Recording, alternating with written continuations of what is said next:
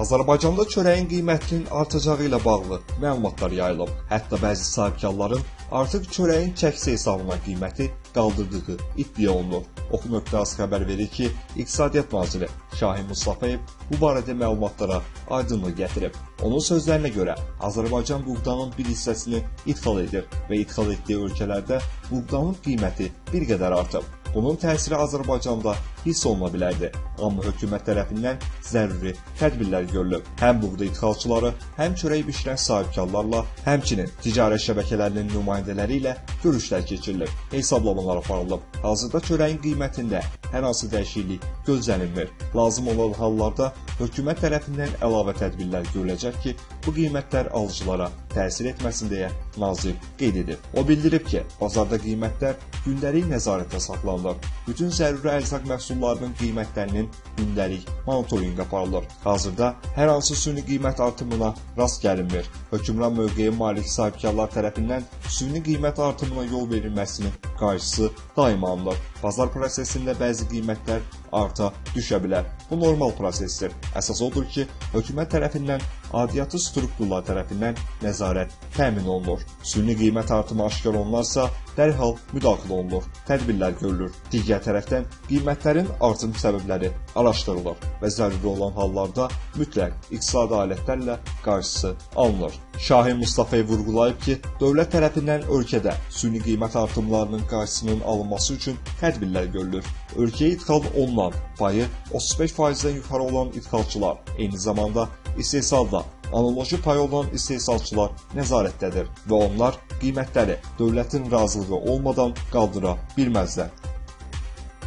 Mingəçevir şəhərində əsən güclü külək bir sıra fəsadlar törədib. Günorta saatlarından güclənən külək nəticəsində şəhərin Nəriman Nərimanov, Aydın Məmmədov, Təbriz və digər küçələrində ağaclar tam və ya qismən qırılaraq küçə və səklərə düşüb. Nəticədə Mercedes və Vaz 2107 markalı iki maşın yılan ağacların altında qalaraq əzilib. Küləyin gücləndiyi andan etibarən şəhərin yaşıllaşdırma və sanitar təmizlik idarəsinin briqadaları fəsadların aradan qaldırılmasına başlayıblar. Təbiət hadisəsi nəticəsində şəhərin bir sıra yerlərinə elektrik enerjisinin verilməsində uzun müddətli fasilələr yaranıb. Həmçinin bir sıra ərazilərdə yanğın hadisələri qeydə alınıb.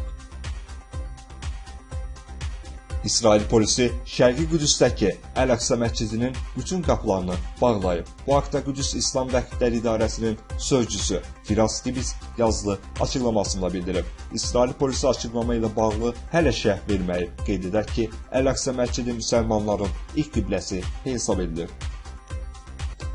Türkiyə Böyük Millət Məclisinin spikeri Binəli Yıldırım istefasını elan edib. Qafqaz.info-nun məlumatına görə deputatlara müraciət edən Yıldırım bu addımı İstanbulun bələdiyyə sədri seçilməsi üçün atdığını bildirib. Qeyd edək ki, seçkilər martın 31-də keçiriləcək. Halallıq istəyən Yıldırım, parlamentar sistemin son baş naziri, Prezident Respublikası sisteminin ilk spikeri və icra başçısı postuna namizəd olan ilk Milli Məclis sədriyəm deyib.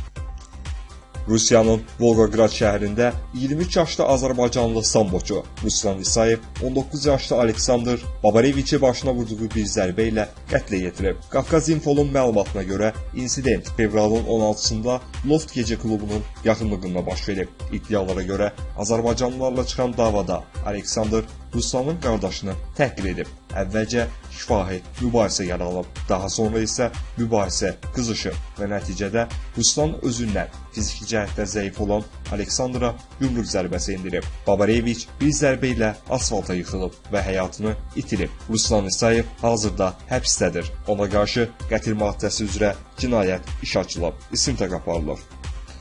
Fevralın 18-də Lənkəran stansiyasından 28 km şimalda Masallı rayon ərazisində 3,5 bal gücündə zəlzələ baş verib. Respublika Seysmoloji Xidmət Mərkəzinə istinadən xəbər veririk ki, yeraltı təkanlar yerli vaxtla saat 23:16-da qeydə alınıb. Ocağı 20 km dərinlikdə yerləşən zəlzələ hiss olunmayıb.